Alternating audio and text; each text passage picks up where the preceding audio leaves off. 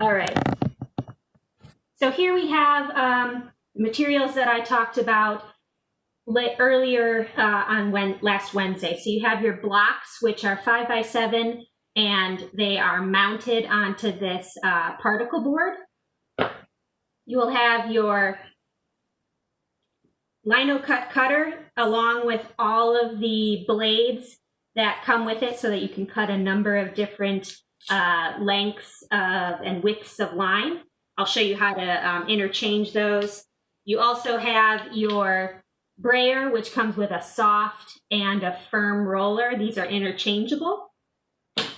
As well as then the collection of inks. So here we have a white and a black, your primary colors, and then you also have gold, which I was really excited about as well. These will all be good to mix so you can have that full spectrum of color no matter where or what you want to print. I also talked about these printmaking papers, and I sent you a link to them in the last email. These are the 8x10 size, so you'll see me print today and you can kind of gauge whether or not you want this 8x10 size or larger. I wouldn't go any smaller than this because paper that gets too small and kind of close to the edges of your printmaking plate kind of make it hard to print. So when you're working with a relief print, again, with the images that we saw last week, they tend to go a bit on the graphic side of imagery because you're working with a balance of basically inked and not inked on your plate. That doesn't mean you can't use really small lines to create cross-hatching or things like that. You just want to know inherently that this will give you a slightly more graphic image and kind of work from there.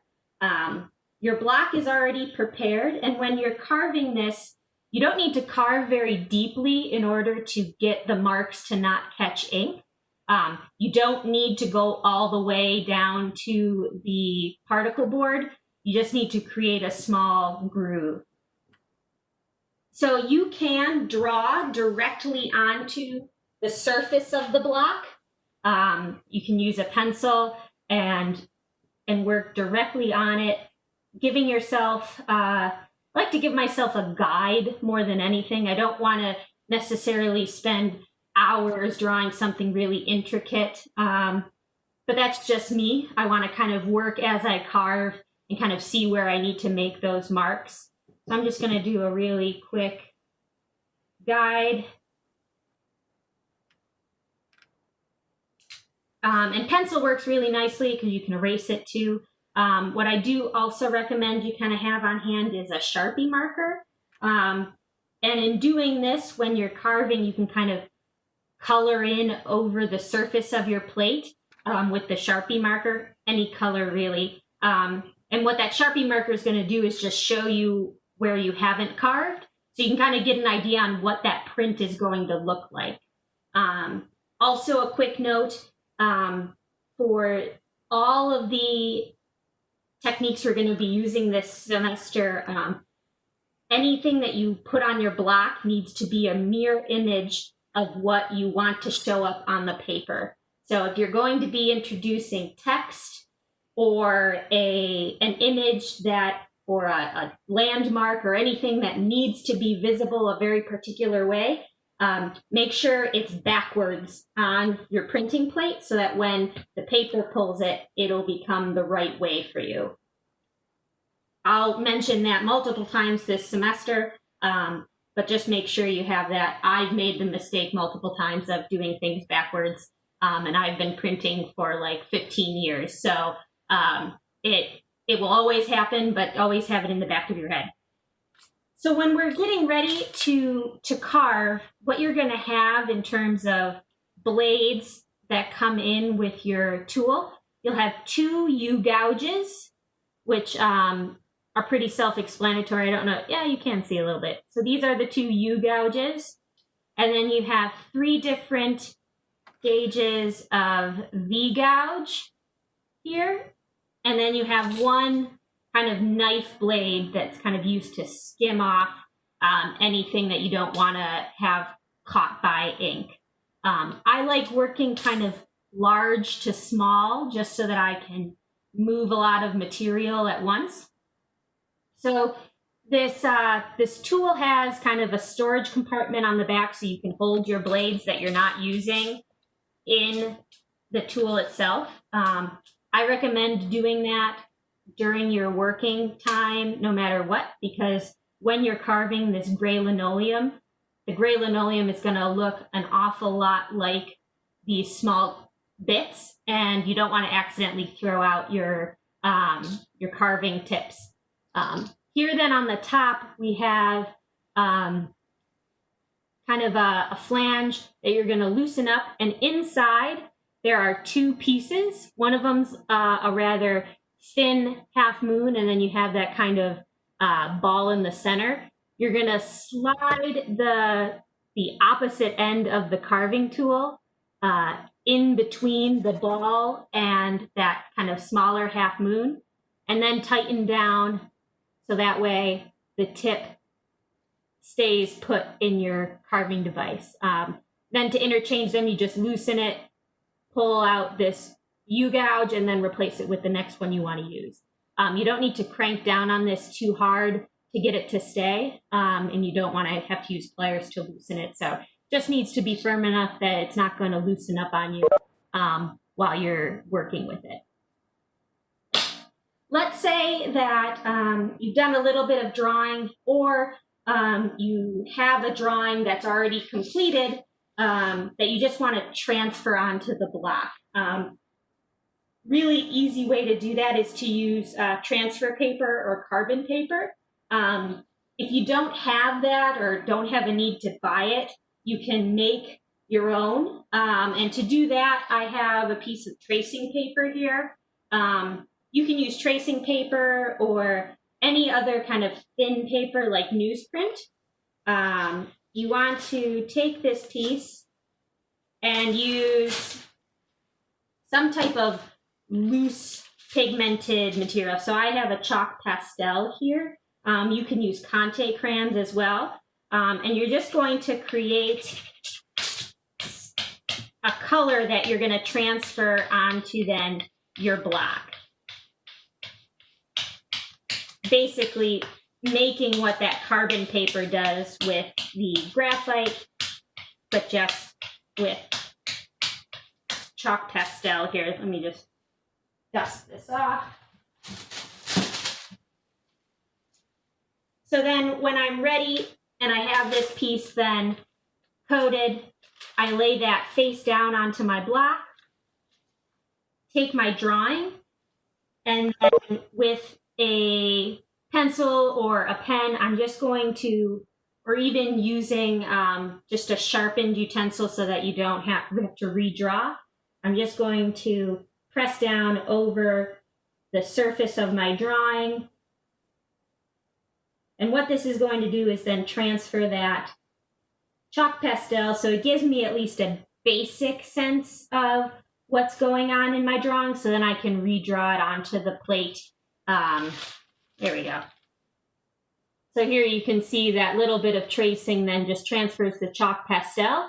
And then I can go in and draw more based on what I have. This works really well if you want to add text to your pieces, because you can print off a particular font, or say you want to use a particular script or handwriting. You can print it or mirror it using this tracing paper, so you don't actually have to think about writing backwards. You just print it off backwards and then trace it like this. So once you have any bit of drawing that you want transferred, you can also work just completely freehand, just carving at will, whatever works best for you. So once you have your carving tool set up and you have your block, you can start carving. When you're carving, it's really important where you put your non-dominant hand. You don't want to have your hand in front of your work surface, because if you do, then if you were to skip and kind of lose the carving, you could eventually stab yourself. This happens nearly every time I teach this, and that's okay. But if you're conscious of keeping your non-dominant hand behind your carving tool, it'll help you a lot. These tools won't give you a really huge gash or anything, but they're particularly sharp, and so they'll give you a pretty decent puncture wound. And that puncture wound is going to bleed a ton. So it's better to be conscious of where you have that non-dominant hand while you're working. Instinctually, you're going to want to hold the plate up here and kind of keep it structurally and kind of rigid in your hand. But again, you're giving yourself the opportunity to kind of stab yourself with the carving tool. There are a tool that looks like this. It's called a bench hook. I've used it to ink a couple of times. But what this does is it hooks onto the side of your workstation and creates a lip here that you can put your block. So it kind of mimics what you would have wanted to do with your hand. And so in doing this, you can push the block forward and carve, and then if it skips, it's just going to hit here or go forward. But you don't have to have your hand there. You don't need to buy something like this. You could make this out of cardboard, but you just want to give yourself this kind of shape. So a little lip to kind of catch the edge of your workstation, and then a top lip to catch then the top of the plate. If you want to use something like that. If you don't, just be really conscious of where you put your hand. I've also found that the warmer the linoleum is, the easier it is to carve. So this first project, it's warm enough outside that it's not going to be a problem. But let's say at the end of the semester you want to revisit linoleum, because in November it might be a little cooler out. You may find that you'll want to heat this up with a hair dryer, or if you have a heat gun on really low, that will soften it enough that it won't be melting it or burning it, but it'll give you that little bit more flexibility to carve easier. So when you're carving, again, you want to keep that hand away, and you can rotate your block so that you're always carving away from you. You can see that without that kind of block here, it's easy to shift around. You can also use the liner that you can get to line cupboards. It's that little bit of foam. I have a piece of it. Actually, I should just grab it and show you now.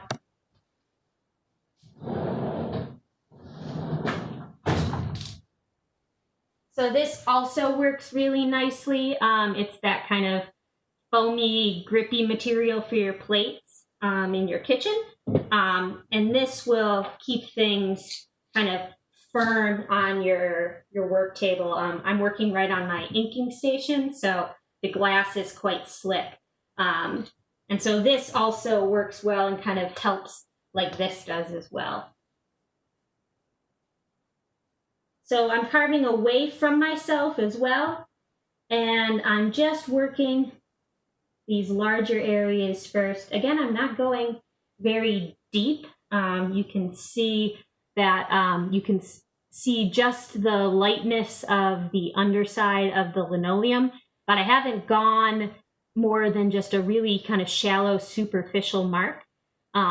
As long as you ink appropriately and don't put too much ink on your plate, shallow marks like this won't pool ink in them, and so you can create really delicate mark making this way as well. When I also like to work with one blade at a time, so kind of cover my whole block using this larger tool first, and then going in with the other blades afterwards. I feel like it's a bit more efficient because I'm not going in and out replacing blades every couple of carves. I I also tend to kind of try and pile my linoleum in a particular spot. That's more for just keeping your work area clean. Since we're not in the studio, wherever your linoleum goes, it's going to be in your home or your work area.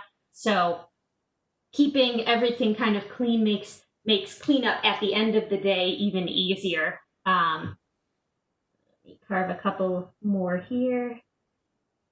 So let's say that I went through this entire block now and carved everything I wanted with this largest U gouge. I would loosen it up and then go to, let's say we'll go to the finest piece. Again, putting them all back into the base of the tool so that I don't lose them.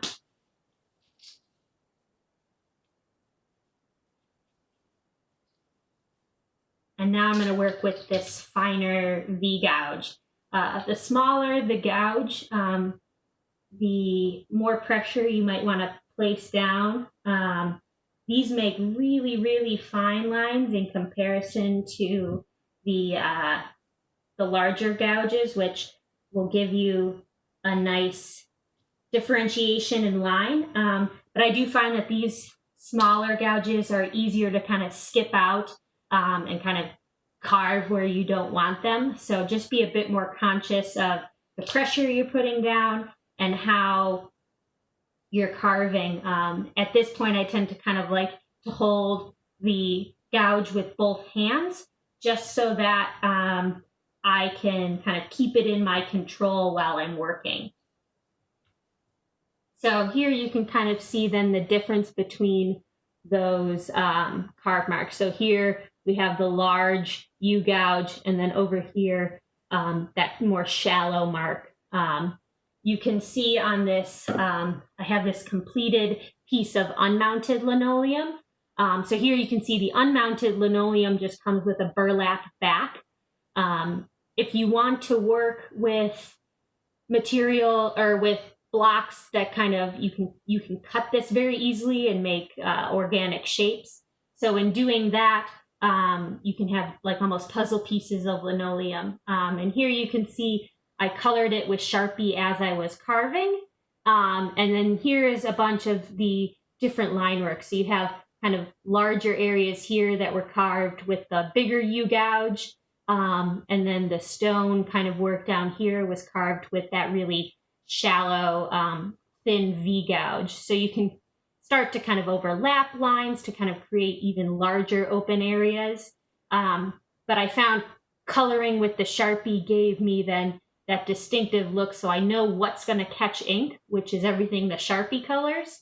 And then everywhere I've carved, the ink is not going to catch. So in kind of doing this, I give myself an idea of what's going to print. So that way, say I realize this spot here was maybe a little empty or just too much shadow, I can go in and carve a little bit here before I even print it. So that way I know what's going to happen. Are there any questions right now with regards to carving the block?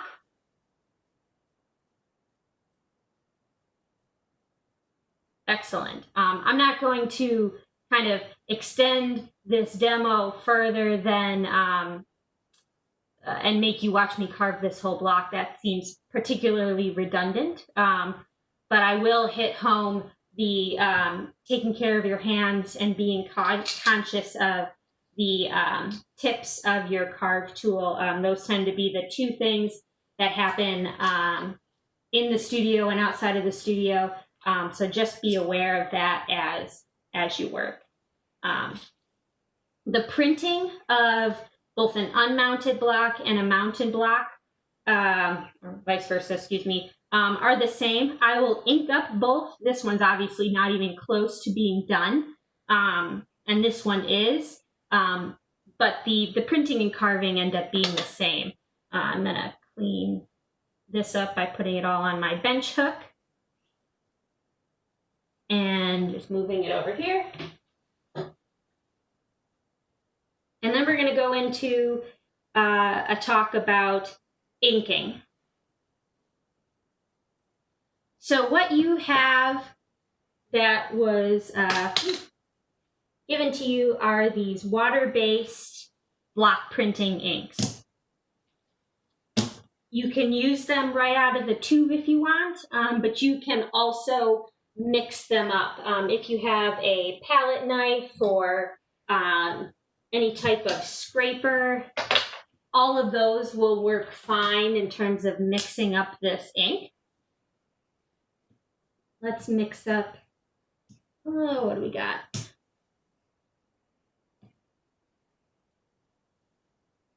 I'm going to put just a little bit of black down. A little ink goes a long way. So if you're mixing ink, but also if you're using it straight out of the tube, err on the side of taking out too little and then having to add a little bit more than squeezing out half of this and then running the risk of having it dry out on you. We can store ink by kind of, let's say this was left over, or I had a lot of leftover mixed color that I wanted to save.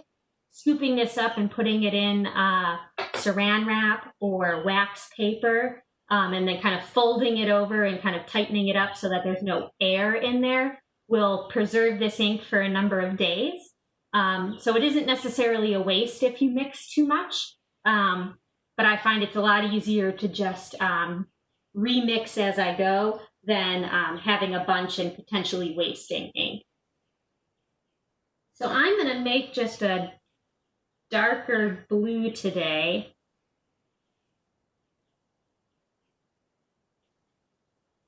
And then what I also like to do is have a spare sheet of paper or just anything that's scrap so that I can save any mixed color that I make. So this is just a scrap piece of white paper.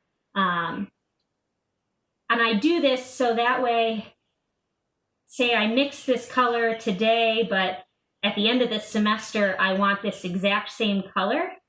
I have a little test swatch that I've splayed on this. So that way I can kind of test mix next to it for the remainder of the semester, and I can get eventually to this exact color. It's actually quite a nice kind of navy color. So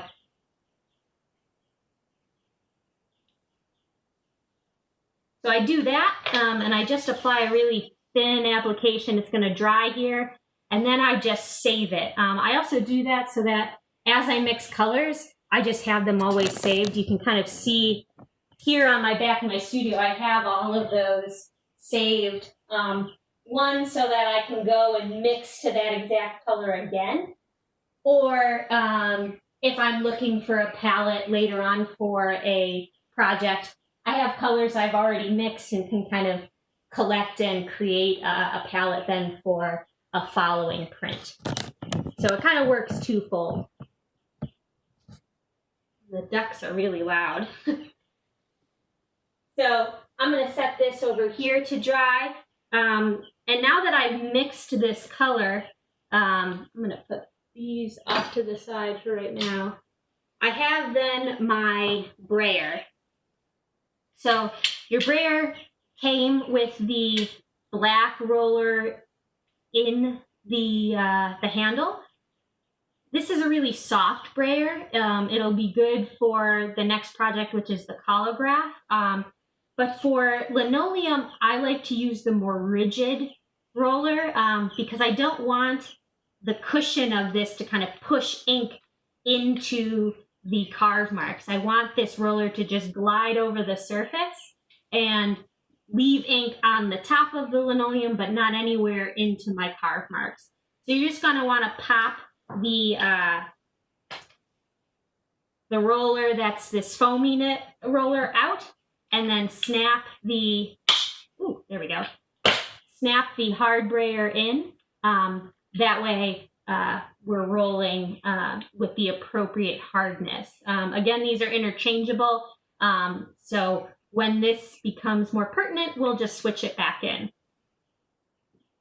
Now, I don't want to, when I'm getting ready to ink, I don't want to just roll over this huge glob of ink. A little ink goes a long way, So I'm going to take a little bit and I'm just going to spread it so that it's within the width of my brayer.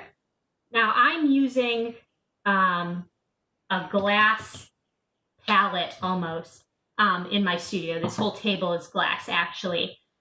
If you have a piece of glass that's kind of spare for the time being, that works awesome.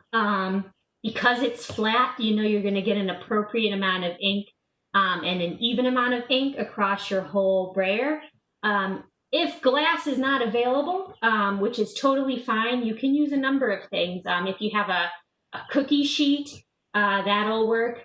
As even a last resort, if you have just an extra sheet of paper or a back of a sketchbook, you can do the same thing. You just want something that's a little hard, that you don't mind if it gets a little dirty. I'm not going to tell you to roll ink out onto your desks.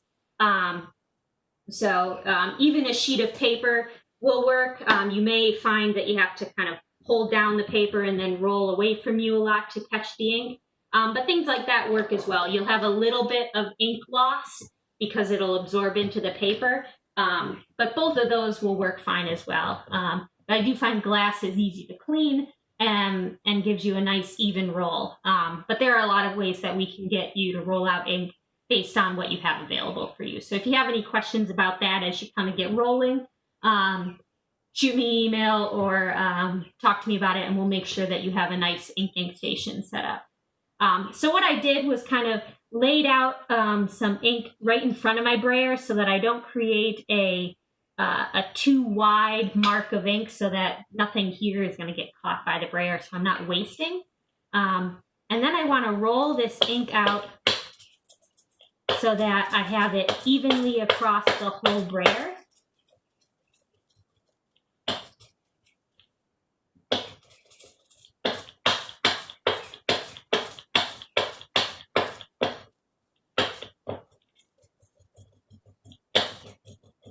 And what I'm looking for, I do have a little bit of a flat spot on this brayer, but what I'm looking for is a texture both on the brayer itself and then on my work area. That way it's going to tell me how much ink is actually deposited here and then how much ink is going to be on my brayer.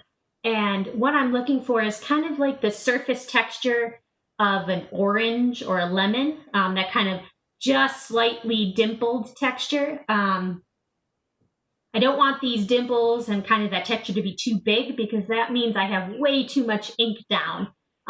You can also tell if you have too much ink down by the sound it makes. So if it starts to sound really kind of sloppy and sticky and wet, you have way too much ink. But if you get that kind of light sizzling sound, that too is a good indication that you have the appropriate amount of ink down. But I like to look at the texture because that is really distinguishable. So the texture that's here should be on your brayer, and then the texture that's on your brayer and the table then should be what is on the surface of your plate. So that translation of that texture that you see will give you a nice amount of ink throughout the inking process, which will then translate into a nice print. So let's ink this one up first. When I'm inking, I like to roll ink from a number of different directions. Again, making sure that I have a lot of surface coverage and I'm not kind of losing spots on my print in the process of inking. And also getting right to the edge of the print. I notice that I have a tendency to miss the very edges because I'm focused on the center of the print and tend to miss. Let me put that up there.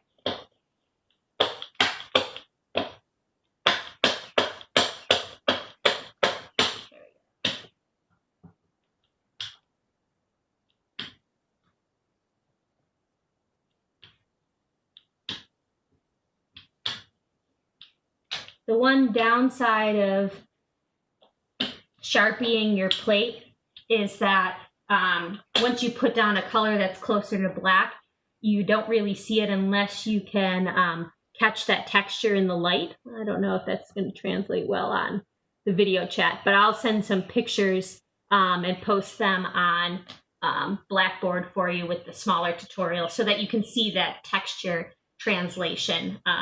So you'll have something to gauge and to look at when you start printing your cells. Just going to add a little bit more. There we go. So once you have your plate ink, you're going to want to print rather immediately because these are water-based. If you were working with an oil-based ink, you could work in ink for hours, and you wouldn't run the risk of having the ink dry up on you. But water-based is a different story. So first thing I want to do is I'm just going to clean up this work area just a little bit so I know I don't get ink where I don't want it to.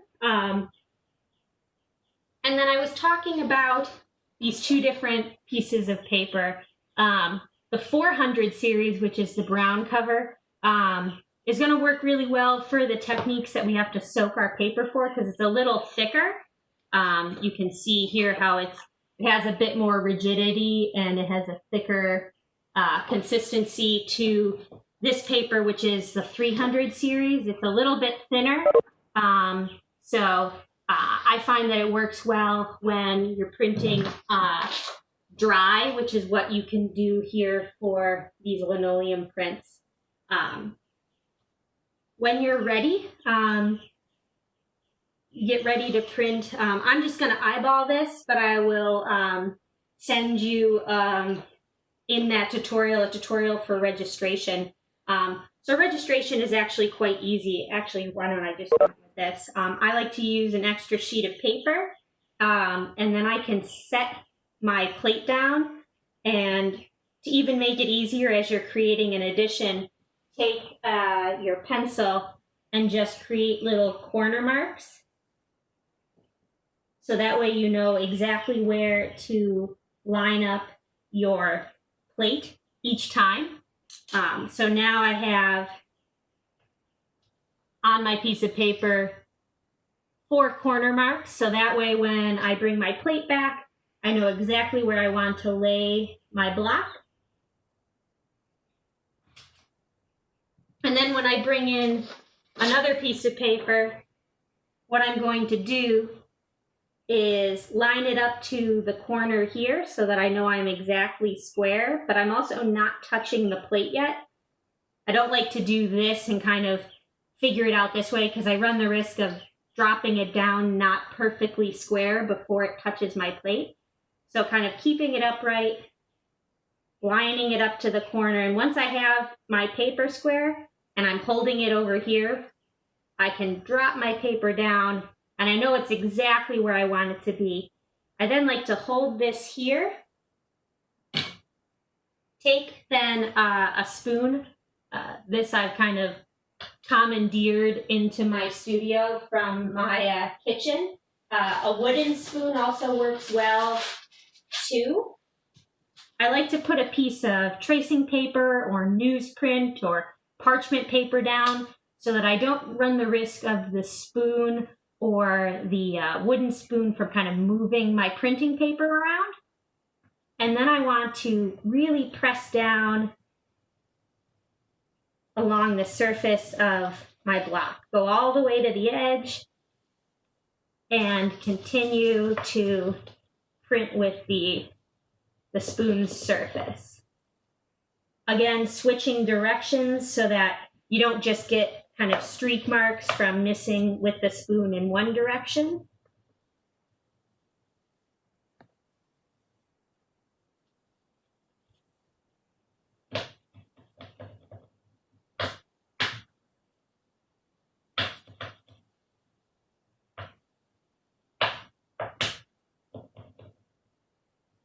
Now, this printing paper is going to be pretty well stuck to your block. You can even kind of see that as you start to press down, you can get a little bit of a shadowed effect of the ink. You can actually, I hope you can see it in this video right now. But what you can do is if you're unsure if you've caught the whole plate, you can kind of hold the block down or the paper down to the block with your hand and just take and lift up a corner.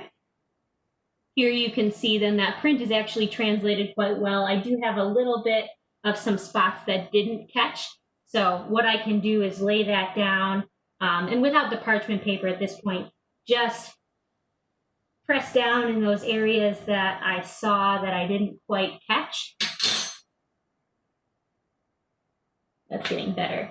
But for the sake of spending time here, I'm just going to lift this up.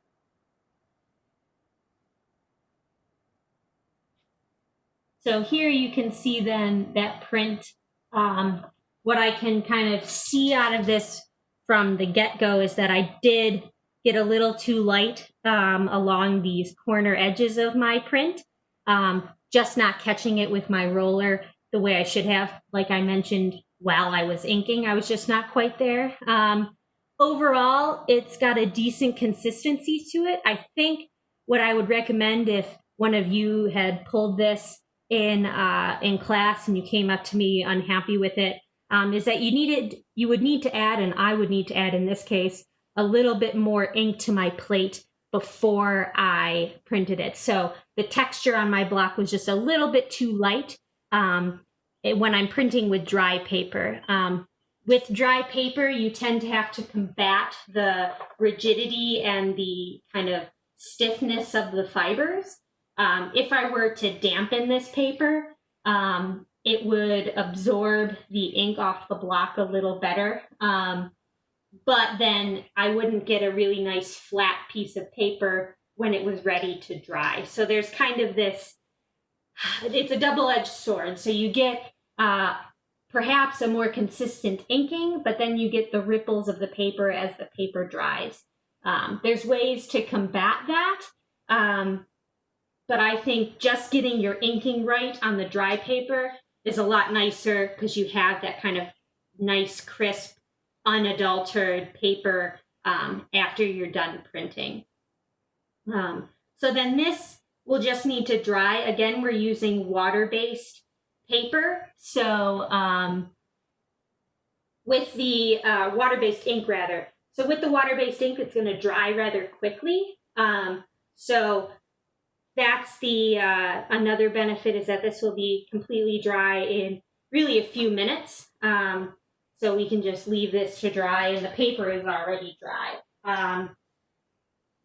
If you are working and like I had mentioned on the first day, we're making kind of one layer prints in that we're kind of inking the surface all at once and then doing a one print. In doing that, what we can also do is introduce multiple colors. We don't have to do it solely as one navy blue print, one red print, black print. We can create gradients and we can also kind of spot color and roll ink out that way. So I'm going to take another brayer and I just want to show you a quick gradient process. If you are printing and you want to clean up your brayer to work on another color, the water-based inks are really quick to clean up with just a damp paper towel. And you just want to make sure you want to get all of the ink off the surface of the brayer as well as off the sides because they tend to collect ink right along the edge here. And you don't want that to kind of compromise the color that you're rolling out next. So let me just grab some gold. And let's say I wanted to transition kind of the gold into the navy. What I would do is I would take this gold, which needs to be mixed just a touch because it kind of separated in the tube.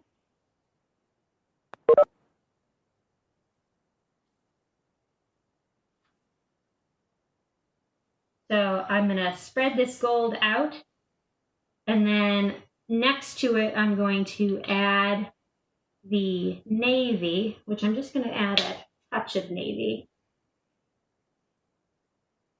making sure that it's about the same width.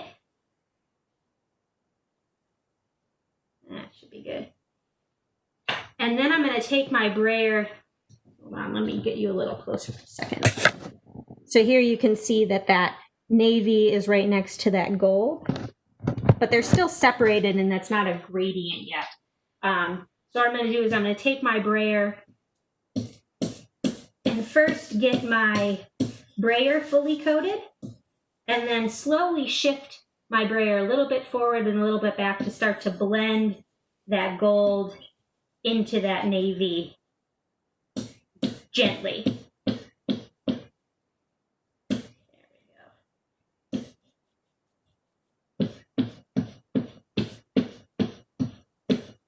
So here you can then see on the brayer, I have that navy blending into the gold. I can go a little bit more if I wanted to blend that. And then here, when I'm rolling then onto my plate, I don't want to kind of work in different directions because I want to keep that gradient nice and true. So I'll find exactly where I want that gradient to sit and then roll right across. I can switch kind of forward to back, but I don't want to change the direction of my brayer. And then also inking back up in the exact same direction.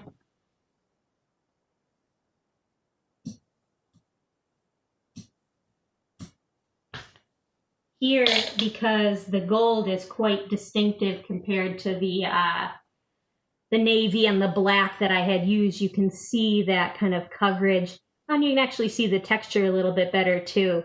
But again, I'll post a picture for you that's higher resolution so that you can see.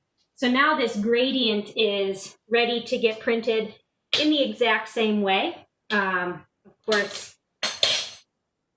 the more ink you spread out, the more your work area gets a little bit congested. So just keep in mind to always keep a clean place for you to print in.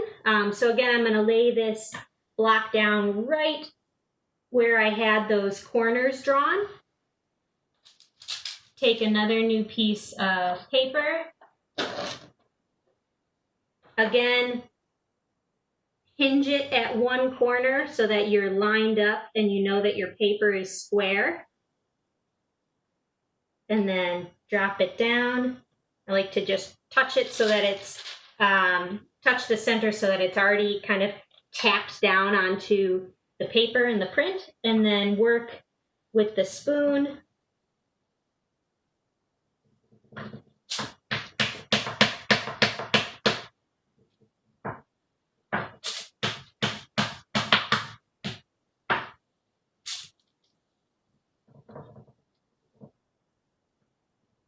Now, many people use these spoons or wooden spoons to print. I like them because they give you a really kind of narrow point of kind of pressure and contact, so you can really kind of spot pressure and get ink to collect on the paper in a strategic spot that perhaps didn't catch ink before. But there are other materials that you can use, printmaking equipment that you can use to apply pressure. It's called a baren. Let me grab one really quickly.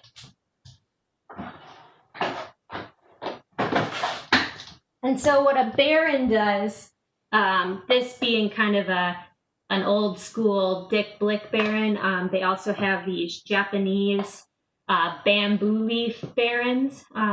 What this does is just kind of create a larger surface area of that pressure.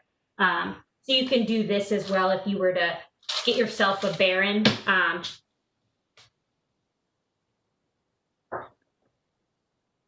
But you don't need one. A spoon works with just as much success. And a spoon also allows you to kind of pinpoint and put pressure down in a really narrow spot. So again, holding the plate down, you can do a quick check. That looks pretty good. And so here then we have the gradient piece, which had a much better coverage of ink. So you can see all the way to the edge now has that ink coverage. On the surface here, there's that gold is giving kind of some reflective quality. But overall, this is a much more consistent print than our first one because I had applied just a little bit more ink to the surface of the plate. So it kind of counteracted the rigidity of this paper. So again, this is all with that water-based ink that you have. So we have a one color, one layer print, and then we have here that 2-color gradient print.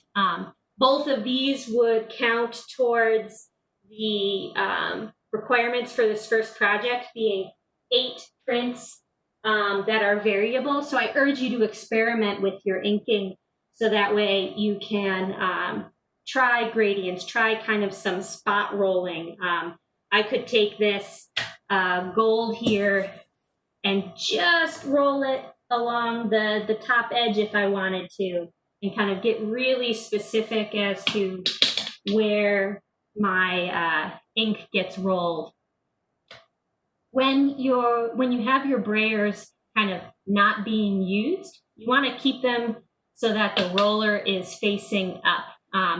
Your brayer has this bar here that kind of is used as a rest.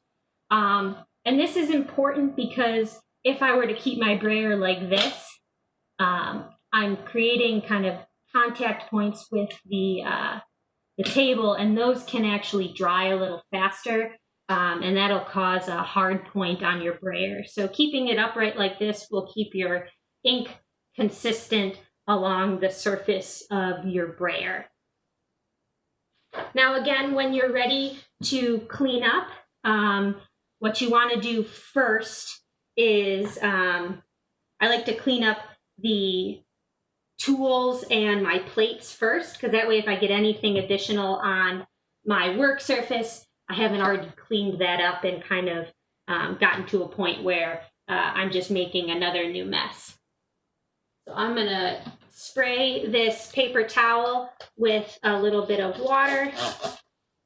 Again, as long as you get this paper towel or washcloth even damp, it'll clean off the surface of your plate very easily.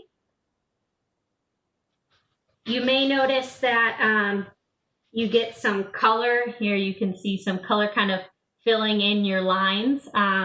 Once I get the majority of the ink off with a paper towel, you can run your block underneath water and then just wipe it dry.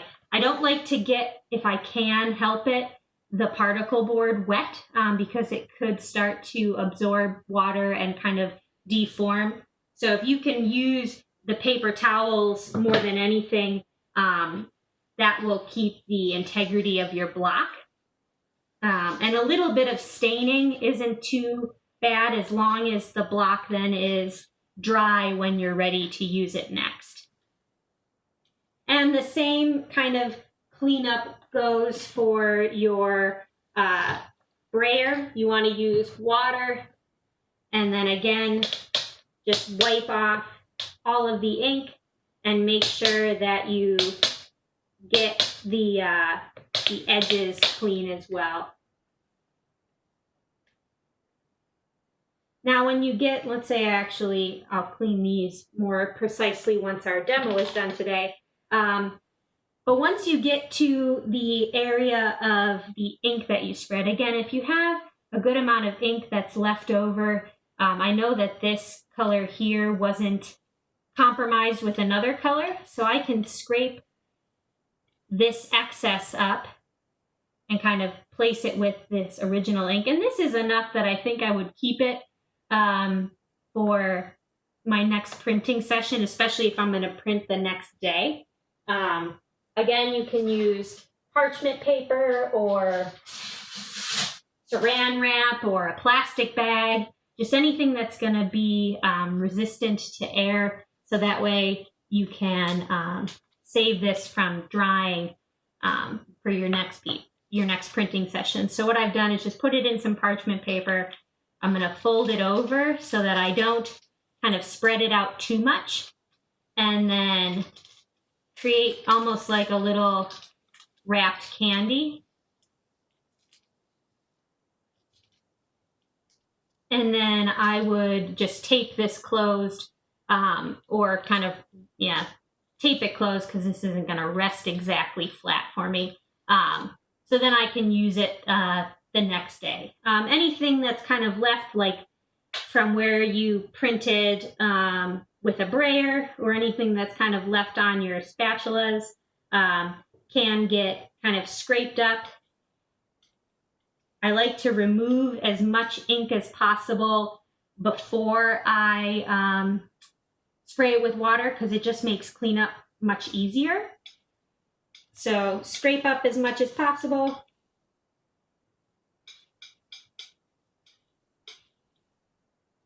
And then again, with a little bit of water and another paper towel, or using a rag if you don't want to use paper towels, you can clean off. Make sure that when you're cleaning off any kind of knife or spatula or palette knife, you get not only the surfaces but also along the edge, so that say you want to mix a really light yellow, you don't have a blue along the edge of your palette knife that then compromises what you're doing. You can see here already that in the air of the studio, this started to dry. So your water-based inks will dry rather quickly. So again, that's another reason why not putting too much ink out on your inking surface is helpful, because then you don't run the risk of having a bunch of it dry and then you needing to mix more ink because you've lost a bunch. And so now I have my surface cleanish. I'm going to go and clean it a little more later because I have a little bit of a film. But I have then my work area clean, my plates clean, my equipment clean, and then these are then the 2 prints that we made, one being that one color and then the other being the gradient. Using the Strathmore 300 series paper with all of the materials that you have received in your kit. So outside of this paper, you have everything that you need to use. If you have paper already prior to us starting this semester, and you know what that paper is, shoot me an email and we can talk paper. So you don't necessarily have to buy this recommended paper. If you have a bunch at your disposal, we can see what will still give you good results, while also saving you the time and money on buying a pad of this. But do know that this paper is nice and consistent and will get you through this semester with ease. Do you have any questions right now about the processes? I only have one question. You mentioned that, we can experiment with the gradient or maybe other colors. So the 8 copies that we need to finalize, they can be different colors. Yes. Okay, perfect. And we can experiment. So they don't need to be exactly the same series. Okay, perfect. No, so like these 2 prints here, let's say I made 8 of them today and they're all slightly different like this. It's still an addition because the plate is the same, but it would be considered a variable addition. So that variable meaning that if someone were to buy this one, and I'll show you all how to sign your prints as well, and that it acknowledges that it's variable, then the person that owns this one knows that they have a piece of an addition, but theirs is slightly different than every other one that's in the edition. But it's still consistent, we'll say, because it's the same plate.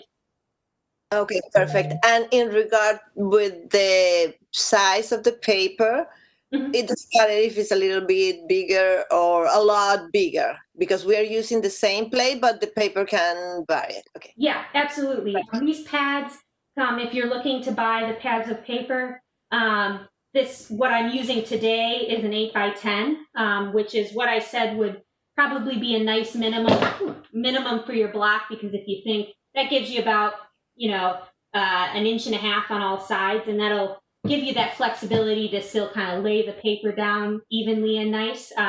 But you can work as large as you want. Katerina, you mentioned in the chat, you don't need to buy more blocks. You can use this 5x7 and print this for your 8 in your edition, and that is more than fine.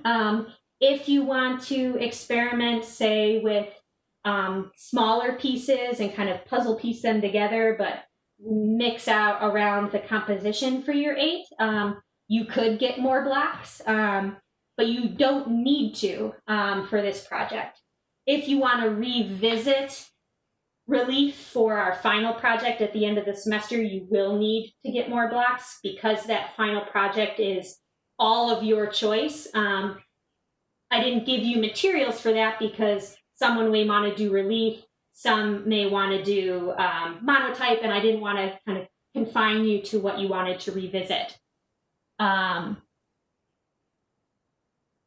right, everybody take a look at Marcus's response, and that's totally true. It's tough because you're all not together. If we were in the studio, I would have recommended you all buy paper together and then divvy it amongst yourselves and, save on shipping and bulk. And I don't vouch for Amazon or Dick Blick or anywhere else, but do yourselves the favor of saving yourself money to get the materials that you need. And if you have any questions about where to find things, then, talk to me about it, talk to each other. The email that I sent to you all last night has everybody's, including my email, so you're welcome to reply to that and kind of create a group chat as well. But Amazon is great to get free shipping and really fast shipping. I know for some things you can get next day, like Nicholas mentioned. With regards to the paper, again, any size you want that's 8 by 10 at a minimum, just for your flexibility, is going to be great and useful to print with. Any more questions about the paper, the materials that you have, anything?